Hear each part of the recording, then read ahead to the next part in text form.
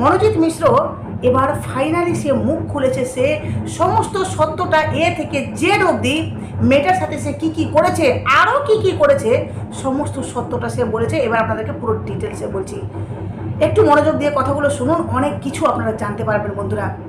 এক ছাত্রের উপর গণধর্ষণের অভিযোগ ঘিরে চাঞ্চল্য ছাড়িয়েছে গোটা রাজ্যে। মানে এই যেই মেয়েটি কমপ্লেন করেছে থানাতে গিয়ে, সেই মেয়েটিকে নিয়ে মনোজিৎ মিশ্রের দেওয়া স্বীকারোক্তি আরও রোমহর্ষক তথ্য উন্মোচন করেছে।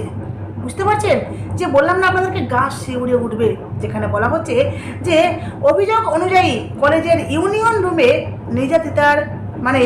নির্যাতনের চেষ্টা করে এই মনোজিৎ মিশ্র ওই তরুণীর উপরে পরে তাকে টেনে হিঁচড়ে গার্ড রুমে নিয়ে যাওয়া হয়। সেটা সে নিজে বলছে, পুলিশের কাছে নিজে স্বীকার করছে এই সমস্ত কথা, যেখানে মনোজিৎ মিশ্র তাকে